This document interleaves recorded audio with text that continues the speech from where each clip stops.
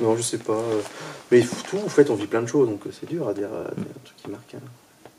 Surtout quand, bah, c'est pas toi que j'apprends, mais quand on vit quasiment tout ce qui se passe chez Bartolo, les moments, il y en a, quoi.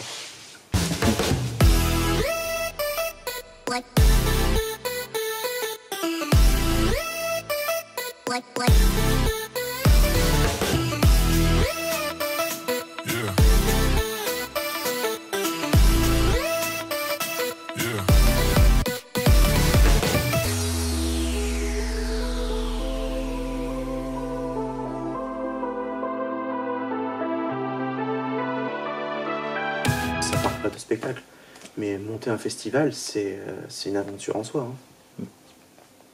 Et ça implique la logistique, l'intendance, la communication, le relais avec les autres troupes. C'est à vivre. Enfin, c'est à vivre. C'est épuisant. On sort de là, on se dit plus jamais. Et puis 3 mois après, on se dit, bon, quand est-ce qu'on remet ça? Une fois que la fatigue est passée, on se dit, quand est-ce qu'on remet ça?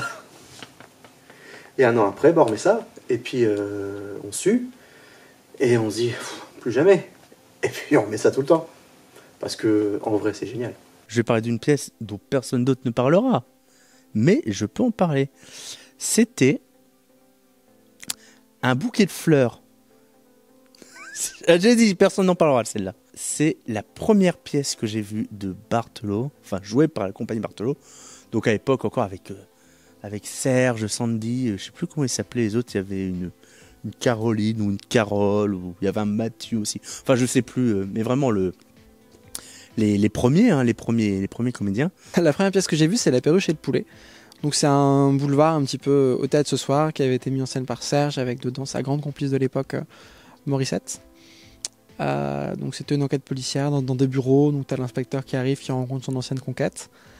Et ça m'avait fasciné cette pièce. La première fois que j'allais au théâtre, je devais avoir, je pense, 6 ou 7 ans. Et donc je droit après en cadeau par Serge au texte de la pièce avec une photo dédicacée que j'ai toujours. Et donc c'est par la suite que j'ai intégré Bartolo. Noir dans la salle, rideau fermé et tout.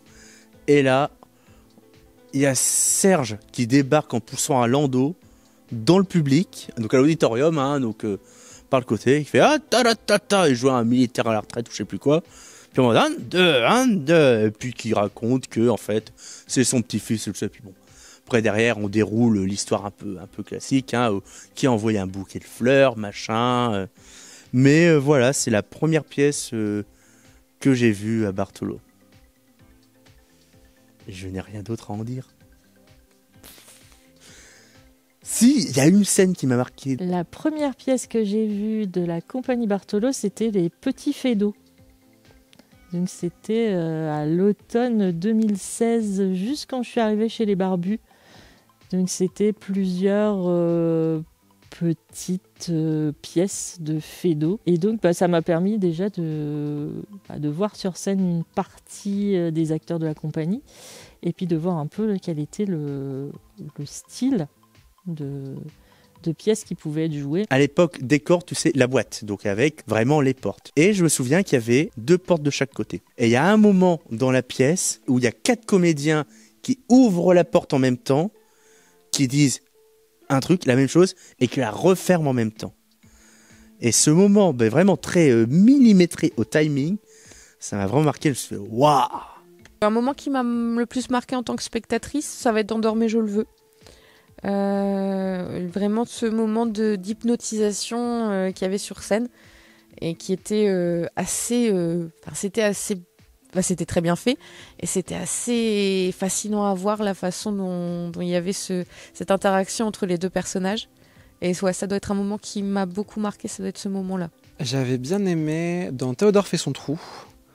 Il y a une scène où on a 2 personnages qui échangent par lettres ou peut-être par courriel dans cette mise en scène-là, où du coup on avait 2 bureaux quasiment face à face sur scène avec la lumière qui, je pense, s'allumait sur l'un, puis sur l'autre, puis sur l'un, puis sur l'autre, ou alors peut-être une petite lampe de bureau, je sais plus exactement ce que c'était, mais sur le coup ça m'avait marqué, je me dis ah c'est vachement chouette ce truc-là. Quelque chose qui m'a marqué en fait, c'est un spectacle d'enfants. C'était les enfants parce que ma fille jouait dedans, donc forcément ça me marque. C'était une toute première, sous forme de plusieurs sketchs en fait, qui faisaient une pièce. Et ils étaient dans un garage avec, je pense que c'est, je me souviens plus très bien. Et je me demande s'il n'y avait pas des cambrioleurs, braquage en talons. Ouais, c'est ça, des moustachus. Un vase dans Un mari dans du coton qui devait se casser sur scène, qui non seulement n'a pas cassé, mais comme la scène était en pente, l'auditorium a rebondi sur scène plusieurs fois avant de finir dans le public. Donc j'ai failli perdre ma grand-mère ce jour-là. Alors, c'est ni celui. Il y en a dont je suis fier parce que j'ai participé, des bouts de décor que j'ai construits, des choses comme ça. J'en parlerai après. Mais en fait, quand tu m'as posé la question, la première image qui m'est venue quand on m'a dit un élément ou un accessoire, c'est la vieille tête de biche empaillée qui a traîné dans les coulisses pendant des années. D'ailleurs, elle est peut-être toujours. Parce que pourquoi pas. Souvent, quand tu es technicien sur une pièce, il y a très peu de choses à faire. Il y a globalement peut-être allumer au début de la scène la lumière, la rééteindre. Et voilà, il y a des choses comme ça, très simples. Allez, de temps en temps, on fait un petit changement lumineux. Et là, sur cette pièce-là, on avait vraiment une ambiance lumineuse qui était très importante. L'action se passe en Écosse, et donc tout le premier acte se déroule pendant un orage. Et le truc un petit peu drôle, c'est que dans le décor, il y avait donc une fenêtre. On avait un projecteur qui donnait sur cette fenêtre régulièrement. Pendant la pièce, on faisait des petits coups sur le bouton de ce projecteur pour envoyer des flashs blancs, comme s'il y avait des éclairs. Et en fait, mine de rien, un rôle où parfois t'as tendance à t'ennuyer, passer la première demi-heure du spectacle, à de temps en temps faire tic tic tic tic tic pour faire un petit éclair, ça occupe. Et on s'était même posé, on n'est pas allé au bout de le truc, mais on s'était même posé la question comment vraiment donner l'impression de pluie. On avait même envisagé de mettre une vitre avec un petit tuyau qui faisait qu'il y avait toujours de l'eau qui tombait dessus. Enfin voilà, on avait réfléchi à plein de trucs et finalement on l'a pas fait. Les ambitions d'Agley. C'était une jeune femme Agley qui était représentante d'un aspirateur et qui en vendait à un vieux couple. Et au final, elle leur vendait un aspirateur, mais comme ils n'avaient pas l'électricité dans leur maison, du coup ils ont dit mais c'est une publicité mensongère votre truc, mais c'est vous qui allez nous faire le ménage, donc ils l'ont en gros pris en otage. C'est particulier. Et sinon, la vraie grande pièce que j'ai faite, c'était Parfum et Suspicion. Donc une pièce avec 5 sœurs et un enquêteur, Oscar Berthommieux, qui enquête sur un meurtre. Des fois où j'ai dû faire un discours d'introduction et je me rappelais pas des noms des personnes que je devais présenter. Bonjour, alors aujourd'hui on accueille la compagnie, machin. Sur scène, il y aura Vincent et... Ah, je les adore, ils sont vraiment géniaux, on s'entend super bien. Et donc il y aura Vincent et voilà. Et donc sans plus attendre, place au spectacle. Mon oncle Louis, c'est un spectacle patoisant. Donc qui était interprété par Serge. C'était presque un one-man show en fait. Mais donc un one-man show en ch'ti, avec des chansons donc accompagnées d'un accordéon et d'un chanteur, donc chanteur soliste pour la compagnie, donc je sais pas si on peut dire chanteur soliste. Serge racontait la vie de son oncle Louis, qui avait vraiment existé. C'était très romancé, tout n'était pas forcément vrai. On était allé jouer cette pièce dans le village natal de Serge. Et donc village où avait vécu le fameux Louis. Et ce qui était marquant, c'était d'entendre les gens qui disaient « Ah mais oui, oui, Louis, je m'en souviens. T'en souviens de Louis ? Ah bah oui, je m'en souviens de Louis. » Je ferai pas de patoisant parce que j'ai un très mauvais accent. Et Serge qui dit « Ah, et maintenant que Louis, c'est toi un matheux. » Puis les gens « Oh ouais, c'est un matheux, il matheux tout le temps à Louis. Ah bah ouais, Louis, il arrête pas, il matheux. » Et voilà, et vraiment, du coup, cette espèce d'histoire où on se disait « Oui, c'est quand même très romancé. » Bah non, en fait, c'était pas si romancé que ça. Et en fait, c'était très authentique, ce personnage qui avait existé et tout. Moment très émouvant de voir donc Serge qui revient dans son village natal raconter l'histoire de cet homme qui a vécu là. Et ouais, très, très émouvant. C'est pas un moment, c'est pas une pièce, c'est le check qu'on se fait en sortie de scène. Quand on a fait une représentation, on est tous... Voilà. Que ce soit bien passé, que ce soit mal passé, il y a toujours ce moment où on est tous ensemble et on est content. Et on se fait le check dans la main, on se fait des bisous, on se fait des câlins, on se fait tout ça. La fraternité. La première fois que je suis venue à l'impro, je vais garder un bon souvenir. J'avais trouvé ça vraiment sympa, avec beaucoup de peps. Et c'est pour ça d'ailleurs que j'ai fait une année d'appro après.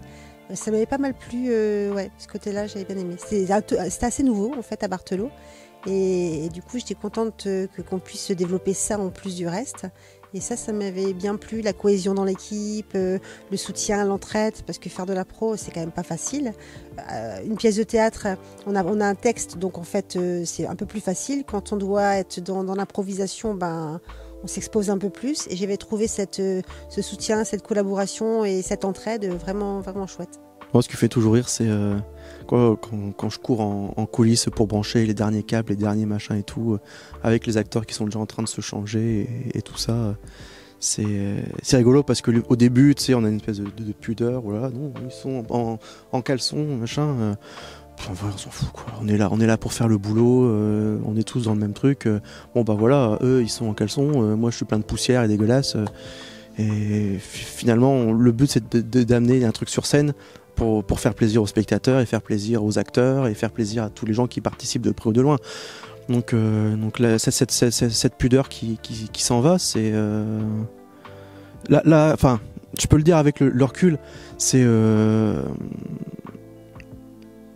satisfaisant de pouvoir faire ce qu'on a à faire sans s'embêter de faux semblants et voilà quoi, de manière. On est potes et puis on s'amuse ensemble, quoi.